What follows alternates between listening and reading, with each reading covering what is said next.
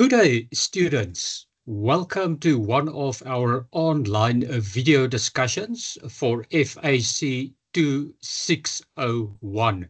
My name is Frank Montgomery, and I will be presenting this session today. So what I'm going to look at today is your learning unit number 2, which covers the conceptual framework. So the conceptual framework was revised back in 2018.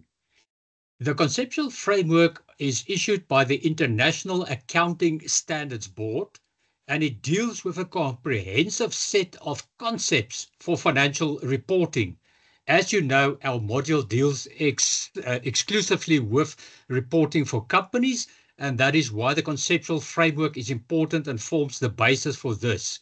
However, always important to consider, this does not override any formal accounting standard issued by either the International Accounting Standards or through International Financial Reporting Standards.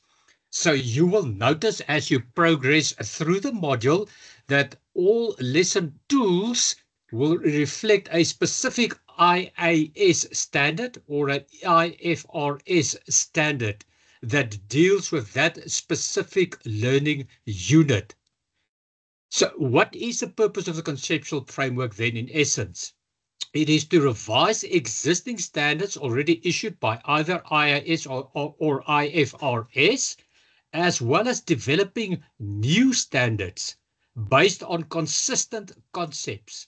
So the essence here being consistent means the purpose behind this is to ensure that we have standards that consistently apply the same principle in order to ensure that it is consistently reported the same in financial statements when they are presented to the users of the financial statements. Also, to develop accounting policies to ensure the consistent application of transactions.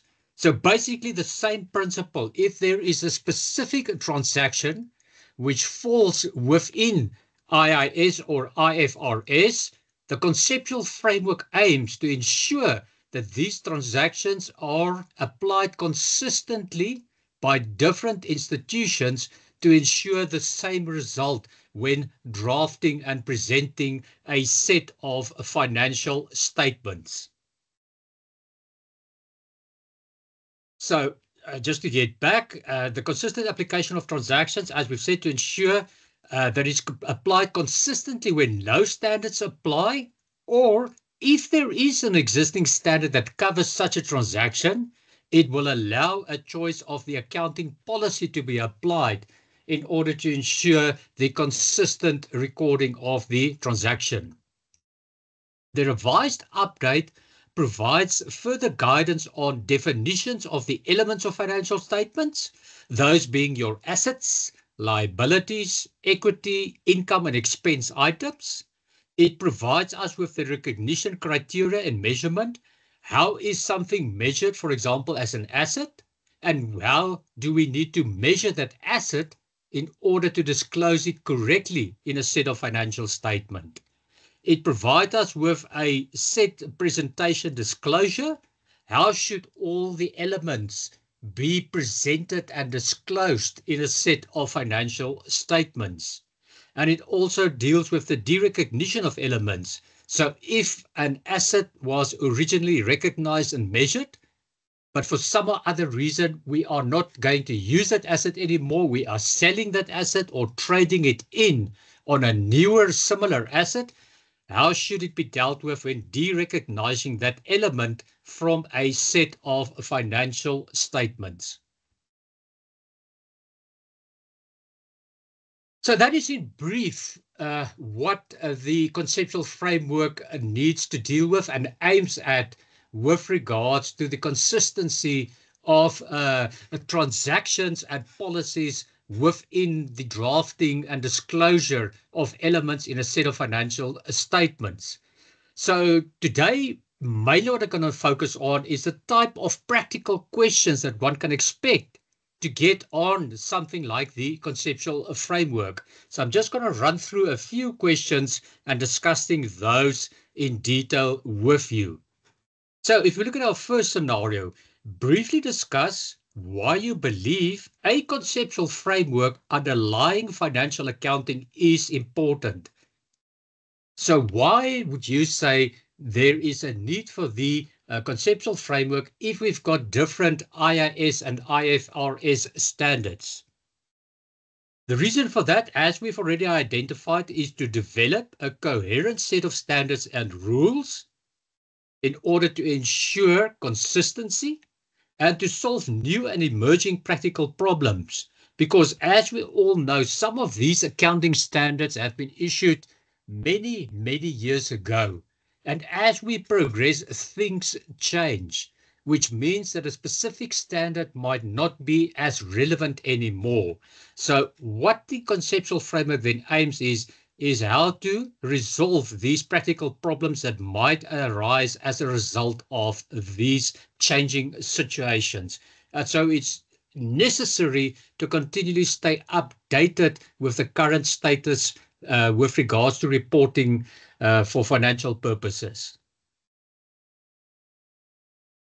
Our second question, do you agree with this viewpoint that with the existence of a conceptual framework, future accounting practice problems can be solved by reference to the framework, and hence there is no need for a standard setting body such as the International Accounting Standards Board?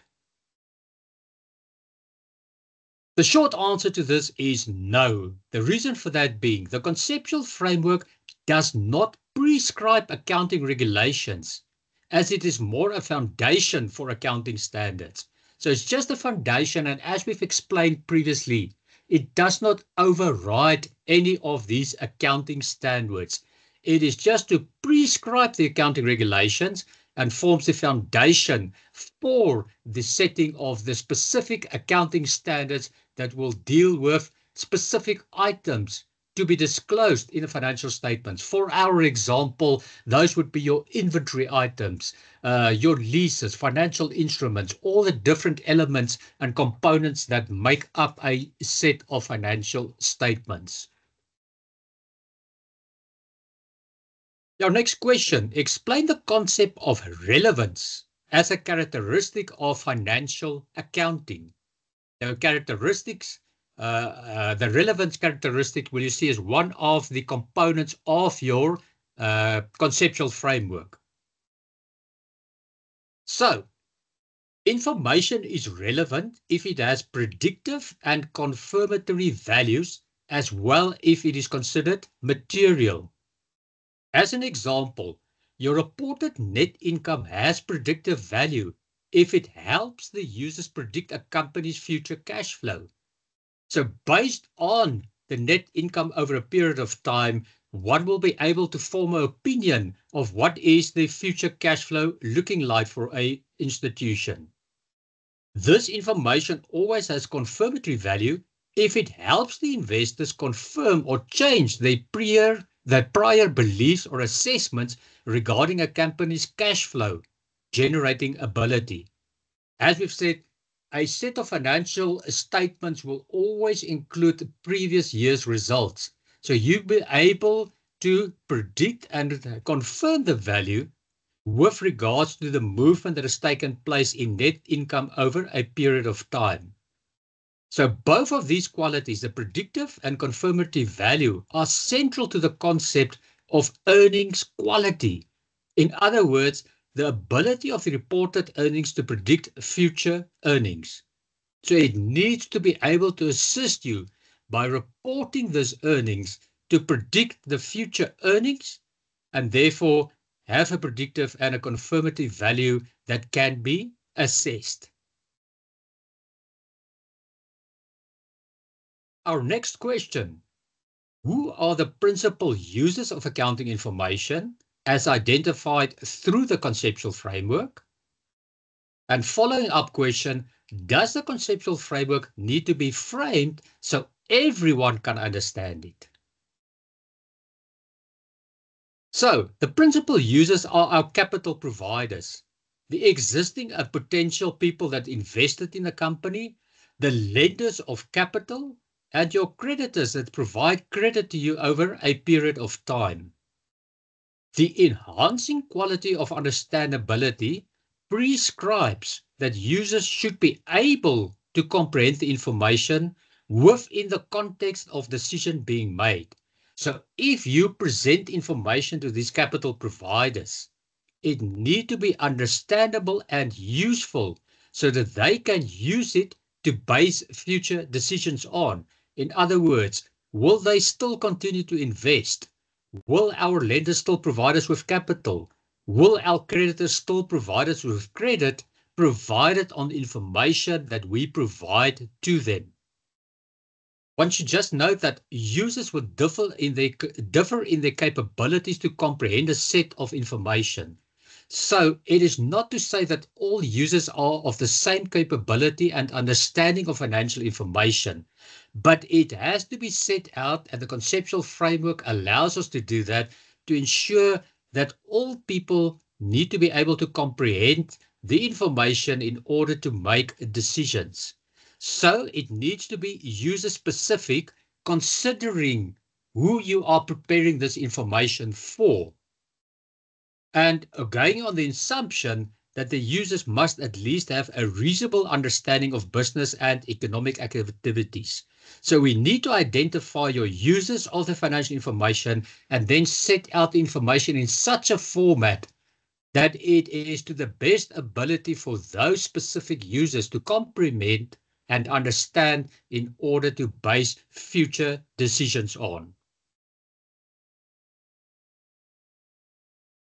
Our next question, if you find this transaction, so on 30 November 2024, the company's accountant recorded the following journal entry and posted it to the ledger of Salati Limited, the company that he's employed by. He debited inventory with 20,000 and the credit was against Sugar Limited for 20,000. This 20,000 represents the purchase of merchandise from a supplier of sugar products to retail business. So we purchased these as sugar products for our company, and it was recorded and included in inventory, which we will again then go and utilize and resell. And it was purchased on credit from the retailer that provided us with the 20,000 rand. Required, identify the elements of the financial statements which was debited and credited respectively in the above journal, hence being the inventory and Sugar Limited, and explain the elements you have chosen. So we need to identify the element, and if you have identified an element, discuss why you classify it as that particular element. The financial year end is 31 December 2024. Remember, the transaction took place on 30 November 2024. We close off our financial year at 31 December, and we will have to produce financial statements for the period ending then on 31 December 2024. The element debited, inventory, will be classified as an asset.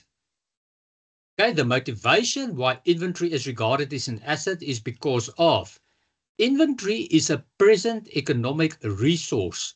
Salati Limited has the right to sell this inventory again. So we purchased the sugar and now we're entitled, it is our property, to sell this again as part of our inventory. There is the potential to produce economic benefits through the inflow of cash or another economic resource when the inventory is sold. So if we sell it for cash, the inflow will be in the form of money into our bank account. If you sell it on credit, a contract is created with a debtor that at a later stage will pay us. And again, then it will produce inflow of economic benefits for Salati Limited. Secondly, the inventory is now controlled by Salati Limited as the entity has legal ownership and has the ability to direct the use of the inventory, for example, to sell it again, and then obtain the benefit from selling the inventory.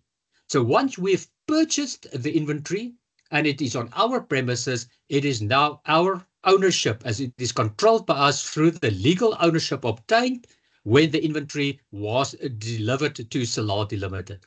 Then we can decide how to utilize this inventory, obviously to sell it again and obtain the benefit from selling the inventory. Thirdly, there was a past event that took place. The inventory was purchased, so that was the cause, and Salati Limited gained the economic benefits of the inventory, the result of the effect of the transaction, on the date of the transaction being 30 November 2024. And that was before the financial year end of 31 December 2024. So in order to be classified as an asset, there needs to be the three elements present. First being, it is a present economic resource. Secondly, it is controlled now by the entity. And thirdly, there was a past event that took place. And if all three these are fulfilled, it means that in accordance with the conceptual framework, it can be recognized as an asset in the form of inventory. The element credited against Sugar Limited will be regarded as a liability. The motivation reason behind classifying this as a liability is because Sugar Limited, who sold us the inventory, is regarded as a trade payable. So we purchased it on credit and we need to settle that bill in future.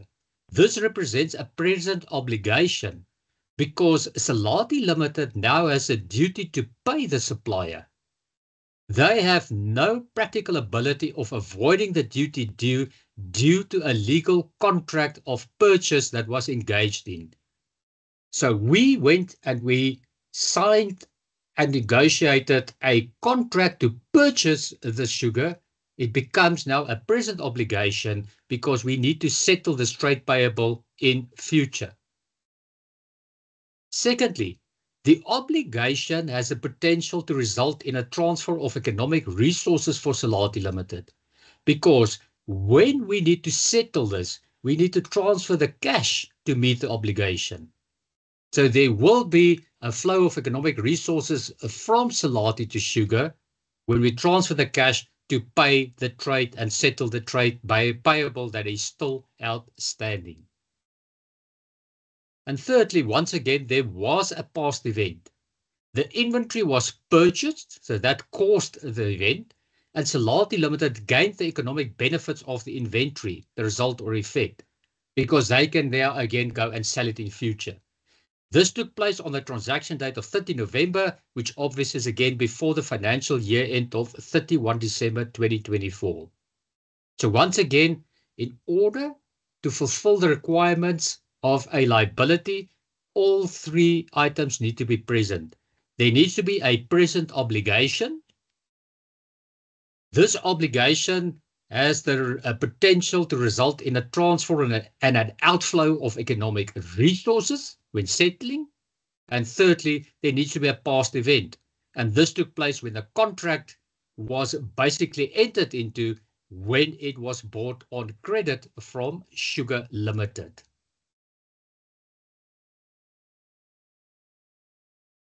Okay, next question. Agulhas Limited is a retail business which has a financial year end on 31 December. On 30 November 2024, the accountant recorded the following journal entry, and it was posted to the ledger as such. The debit went against water and electricity for 130,000. The credit went to the Cape Town municipality for 130,000 rand. So obviously Agulhas Limited is a retail business situated in the Western Cape. Their water and electricity needs to be settled with the municipality of Cape Town. The water bill from the municipality has not yet been paid since Agulhas Limited expected that expect there was an error in the water consumption calculations for November 2024. So they are querying whether this 130,000 was correctly calculated before they are going to settle this bill regarding water and electricity. Explain and motivate why water and electricity should be recorded as an expense, even though payment has not yet taken place. Motivation. The water and electricity is indeed an expense because of the following components taken from the conceptual framework. There is an increase in liabilities. The obligation payable to Cape Town municipality increases Agulhas Limited's liabilities. So even though we are disputing the 130,000, we still have to pay water and electricity because we did consume water and electricity. It became a liability through the consumption during the month of November. The only dispute is if the 130,000 is the correct amount, but the obligation states we need to settle whatever the amount is with Cape Town municipality. The increase in this liability resulted in a decrease in equity for Agulhas Limited. Why do we say a decrease in equity? The reason being, this transaction increased the liabilities, but did not change the assets.